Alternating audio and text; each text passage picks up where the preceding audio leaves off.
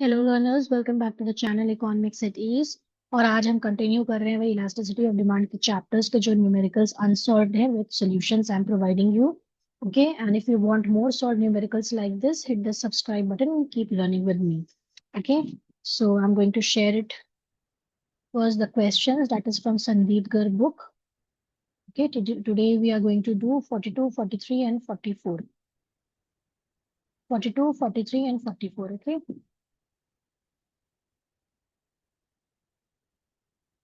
You can take the screenshot.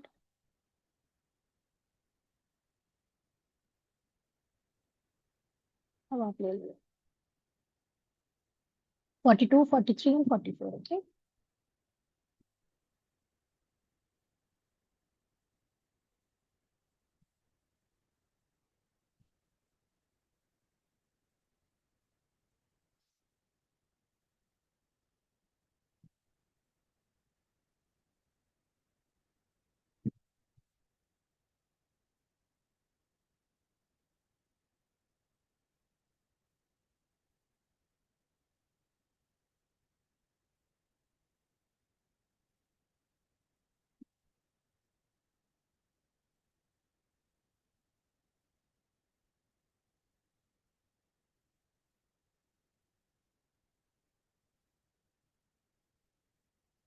So this is the topic. Okay, जिन बच्चों के पास books नहीं है वो इससे हेल्प ले सकते हैं। अब 42 में क्या कह रहे हैं? The ratio of change in price, that is change in price to original price, is 0.4। ठीक है, तो 0.4 इन्होंने बताया है, तो यहाँ पे हमें गिवन इंफॉर्मेशन है change in price is equal to 0.4। इसका मतलब है 0.4 अगर हम इसको परसेंटेज में निकालेंगे तो ये आपका आ जाएगा 40%। Got it? Change in price. और यहाँ पे गिवन है आपका इलास्टिसिटी ऑफ डिमांड भी गिवन है, इज -1.50। ये आपके गिवन इंफॉर्मेशन है, right? Now what you need to calculate is calculate the percentage change in demand. So we need to find out percentage change in quantity demanded. We need to find out this. What we will do, first we will write the formula, that is ED equals to percentage change in quantity demanded, जो मुझे निकालना है, percentage change in price. Put the values, -1.50 ED हो गया, equals to यही मुझे calculate करना है, अपॉन कितना है 40%। ओके, ना इसको सिंप्लीफाई कर लो। Percentage change in quantity demanded equals to 1.50, ये माइनस का था, इनटू 40, राइट? आपका कितना आ जाएगा? 60%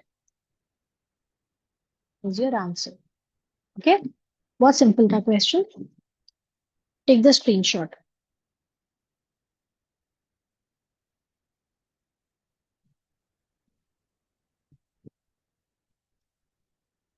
question number 43. When the price of a good changes to 11 per unit, the consumer demands from 11 units to 7 units. Okay, तो यहाँ पे बोल रहा है when the price of a good changes to 11 per unit, यानी कि ये यहाँ पे हमें दे रखा है P1 इन्होंने। Okay, and quantity demand is 11 and it changes to 7. Okay, then the price elasticity of demand is -1. तो ED भी given है, ED equals to -1. What was the price before change? यानी कि before change का मतलब है, देखो ये P1 में यहाँ पे लिख दूँ तो ज्यादा बेटर आ जाएगा। P1 आपका ये रहा, और P मुझे क्या फाइंड आउट करना है, और P1 इसने क्या बोला था शुरू में, दैट इज चेंज जो हुआ था प्राइस, वो इतना हुआ था, right? Now what else they are saying, use expenditure approach of the price elasticity of demand to answer the question. Now हमें अप्रोच कौन सी लेनी है? एक्सपेंडिचर मेथड्स के थ्रू निकालना है।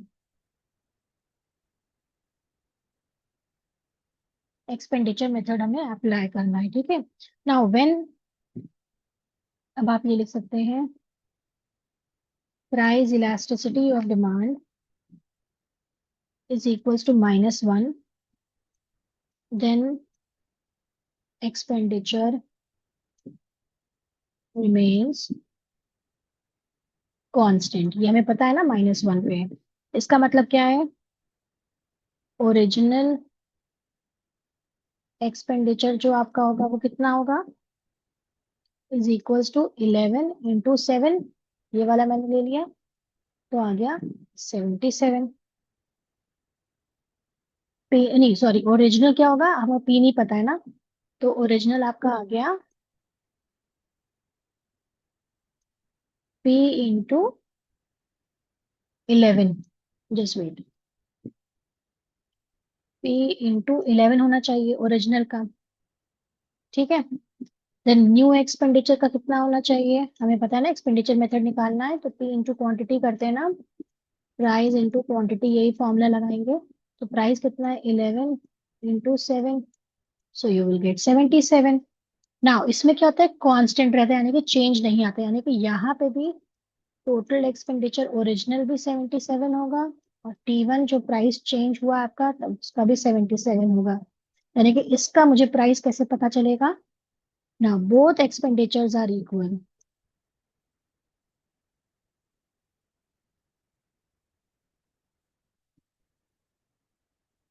Is equal since ED equals to -1, ये given है ना, इसलिए। सो प्राइस क्या हो जाएगा, ये वाला प्राइस मुझे कैसे फाइंड आउट करना है? 77/11 इक्वल्स टू 7, यानी कि ये प्राइस क्या होगा? 7 आएगा आंसर। Got it? या please take the screenshot. Question number 44।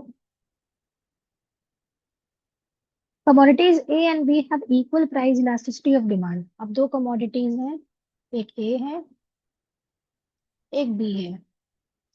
Elasticity of demand दोनों का सेम है, जो भी निकलेगा वो सेम होगा, ठीक है, इतना समझ में आ गया। The demand of A rises from 100 to 150 units. ठीक है, डिमांड क्या है आपका, राइज किया है, क्वांटिटी 1 एंड क्वांटिटी 2। डिमांड कितना था, 100 से 150 हो गया, ठीक है, ए का। Due to a 20% fall in its price, fall in price है 20%, यानी कि आपका प्राइस फॉल्स कर गया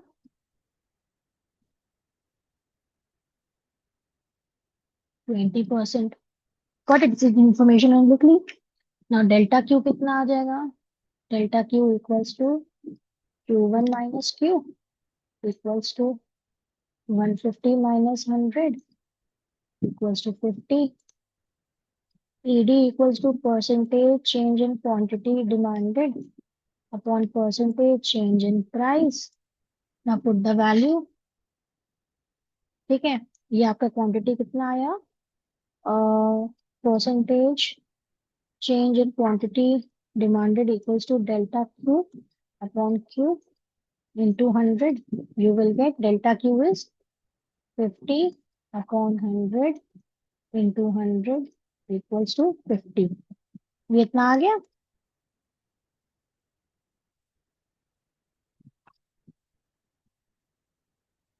बी का हम थोड़ा सा दूर पे कर दे रहे हैं। ओके, ये 50 आ गया ना, पुट द वैल्यू हियर,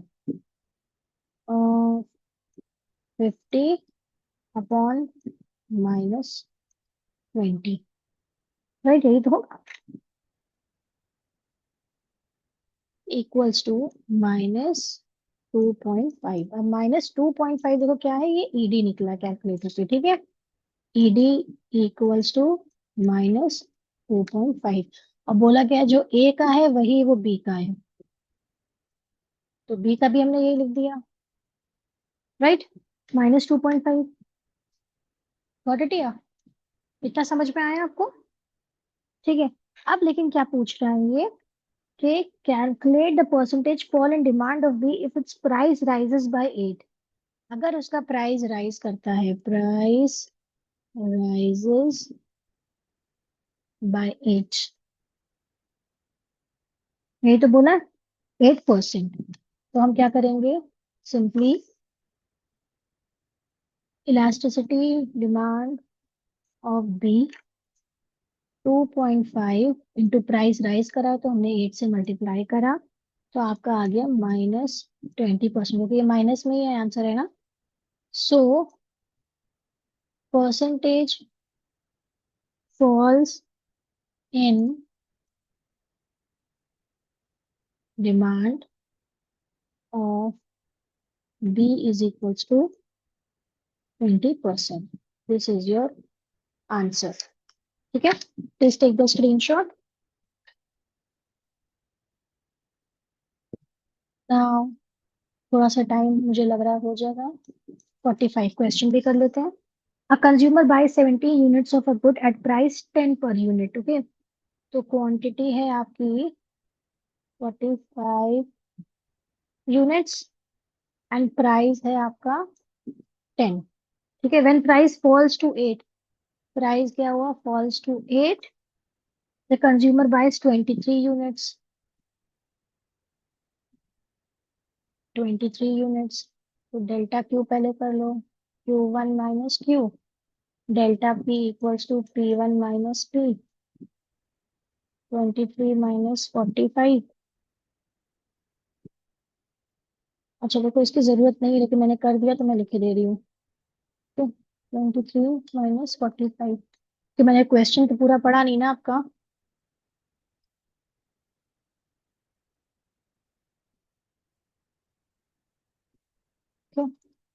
तो क्वेश्चन में क्या है, using expenditure what will you say about price elasticity, हमें प्राइस इलास्टिसिटी ऑफ डिमांड करनी है, मैंने एक्स्ट्रा ये निकाल दिया है। ओके, एक्सपेंडिचर मेथड यानी कि P into Q,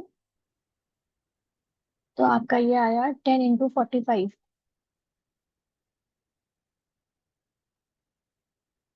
sorry 10 into क्या है, मैंने कुछ क्वेश्चन पढ़ लिया, रुको।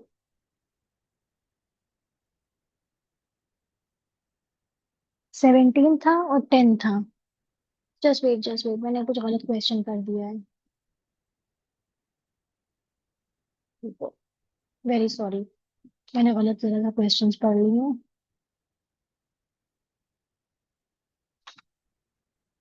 प्राइस है आपका 10 और P1 है आपका 8 और क्वांटिटी गिवन है 17 और क्वांटिटी 1 आपकी गिवन है 23।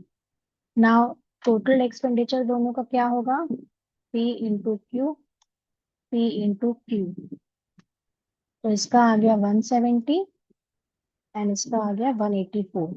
Now we can see expenditure increases as price falls.